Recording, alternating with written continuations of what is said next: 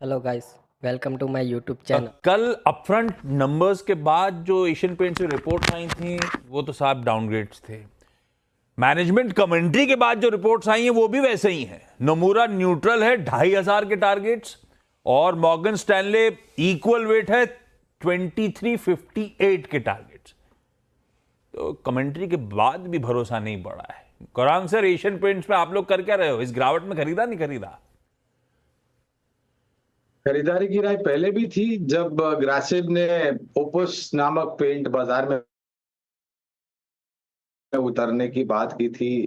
3200 वाला 3000 के नीचे आ गया था, 2700 के आसपास।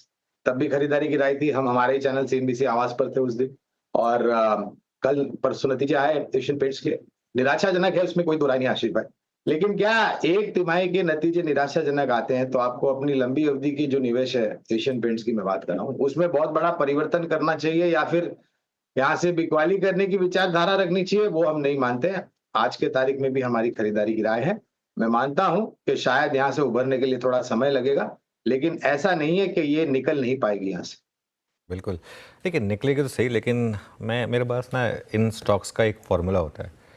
जहाँ पर भी बहुत अच्छे नंबर्स आते हैं, जो इंस्टीट्यूशनल स्टॉक्स होते हैं, जहाँ पर हर ब्रोकरेज और एफआई की भारी होल्डिंग होती है, जहाँ पर नंबर बहुत अच्छे आते हैं और ब्रोकरेजेस के अपग्रेड्स आते हैं, नॉर्मली वो जो स्टॉक्स हैं वो उनका जो हाईएस्ट टारगेट होता है ना उसको क्रॉस करते हैं अगले 3 से 4 महीने में।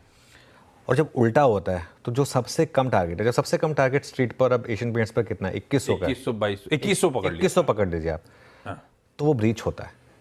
तो देखिए, अब इसका मतलब ये नहीं है मैं ये कह रहा हूँ कि कल की कल 2100 चला जाएगा, लेकिन अब कमेंट्री सुनिए उनकी। कमेंट्री में भी उन्होंने साफ कहा है कि कोई इंप्रूवमेंट भले एकदम से टर्न अराउंड मत एक्सपेक्ट करिएगा, और अगर टर्न अराउंड नहीं आएगा स्टॉक अर्निंग्स में तो आप वो वैल्यूएशन नहीं दे सकते। जैसे मैंने कहा कि फिर आप 45-50 टाइम्स नहीं दे सकते हैं। 45-50 टाइम्स आप अर्निंग्स का मल्टीपल देते हैं, क्योंकि एक एज अ क्लॉकवर्क कंपनी 12% अगर रेवेन्यू ग्रो कर रही है, 15% एबिटा ग्रो कर रही है और 20% अगर प्रॉफिट ग्रो कर रही है, तो अपने आप उसका स्टॉक 30% के हिसाब से कंपाउंड हो रहा है। ये एशियन पेंट्स की हिस्ट्री थी जो उसने 10 साल तक की थी। अब उस पर ब्रेक लग चुका है। और इनफैक्ट अगर आप इसका चार्ट 3 साल का भी चार्ट देख लीजिए, इसने अब अंडर परफॉर्म करना शुरू कर दिया। तो जब ग्लोरी डेज खत्म होते हैं लोगों को टाइम लगता है एडजस्ट होने में। HDFC बैंक ने भी 5 साल के लिए अंडर परफॉर्म किया है ना। तो ये मुझे लग रहा है कि हो सकता है कि इवन 2100 भी कभी जाके तोड़ दे। हाँ, उसके बाद शायद एक वैल्यू बाय बन जाए, वो अलग बात है, लेकिन अभी मुझे लग रहा है कि बहुत ज़्यादा जल्दबाजी ना करें।